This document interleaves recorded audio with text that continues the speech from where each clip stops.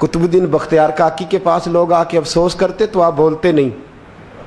یہاں تو لوگ صفائیاں دیتے ہیں, بولتے نہیں. فرماتے یار میں گڈی تے ہاتھ ڈور سجن دے, وہ جینج رکھے میں اونج ہی رہنا ہے, جیسے اس کی مرضی ویسے. جیڑیاں گڈیاں آپ ہی اڈیاں ہو نہ چڑھن اونچائیاں, وہی گڈیاں اونچیاں اڈیاں جڑیاں سائیاں آپ چڑھائیاں. فرمایا ٹھیک ہے جیسے وہ رکھے میں راضی ہوں.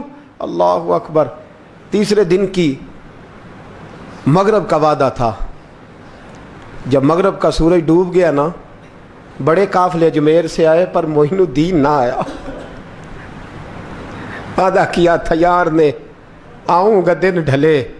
وہ خواجہ غلام فرید صاحب رحمۃ اللہ تعالیٰ علیہ فرمایا کرتے تھے نا, کوا کھانے لگا آنکھیں تو کہنے لگے کاغا اے تن سارا ہی کھائیو, میرا چن چن کھائیو ماس, میرے دو نین نہ کھائیو, مینو پیا ملن دی آس.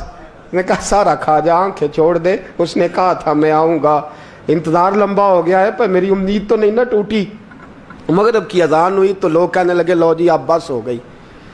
خواجہ قطب الدین صاحب نے اللہ اکبر کہہ کے مغرب کی جماعت جب میدان میں کھڑی کی تو اپنی بھی چیخ نکل گئی, آئے نہیں. لیکن جب نماز کا سلام پھیرا تو خواجہ معین الدین صاحب کی 2 رکعتیں ابھی باقی تھیں.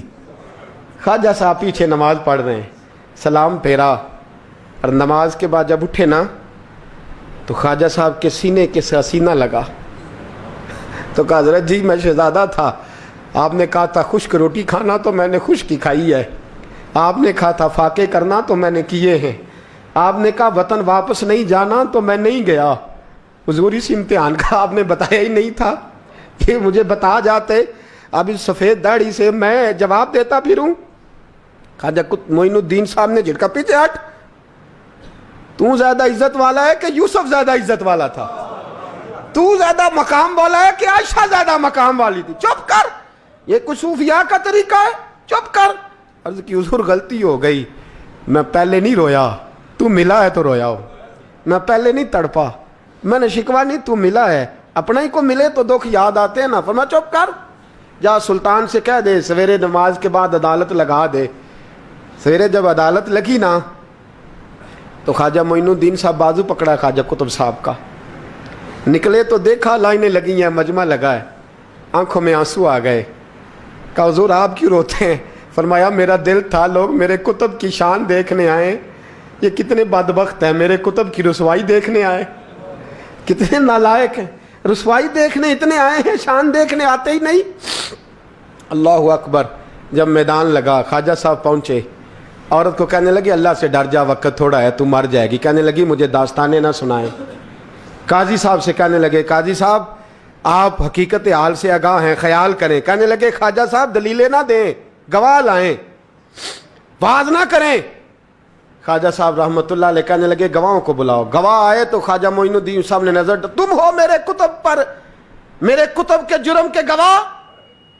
ان کی زبانیں کانپنے لگیں, ہاتھ کانپنے لگے, میں بولتے کیوں نہیں؟ جب ان کی نظریں جھکی تو بادشاہ کہنے لگا اگر اب تم نے گواہی نہ دی تو تمہیں میں مجرم بنا کے 80 کوڑے ماروں گا. کہنے لگا جی دیکھا ہے, جی دیکھا ہے ہم نے تہجد کے وقت. جب سب گواہیاں پوری ہو گئیں, عورت بھی تڑپ رہی ہے, رو رہی ہے, 2 مہینے کا بچہ گود میں ہے. اب بولیے بولیے. علماء ظواہر بھی کھڑے ہیں, حسد کرنے والے جلنے والے بھی کھڑے ہیں, ہندو تو ویسے ہی تالیاں بجا رہے ہیں. اجمیر کا بوڑھا, اور یہ آخری پھیرا تھا خواجہ معین الدین کا دلی میں. اس کے بعد ظاہراً دوبارہ نہیں آئے.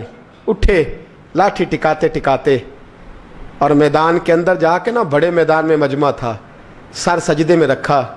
کہنے لگے یا اللہ میں ہندوستان مرضی سے نہیں آیا, تیرے رسول کا بھیجا آیا ہوں. پھر اٹھے اور کہنے لگے مولا تیرے نبی کا فرمان ہے کہ میری امت کے علماء بنی اسرائیل کے نبیوں کی طرح ہوں گے. اگر یوسف کے لیے بچہ بول سکتا ہے تو میرے کتب کے لیے بھی بولنا چاہیے. اگر یوسف علیہ السلام کے لیے بول سکتا ہے تو میرا قطب الدین بھی سچا ہے.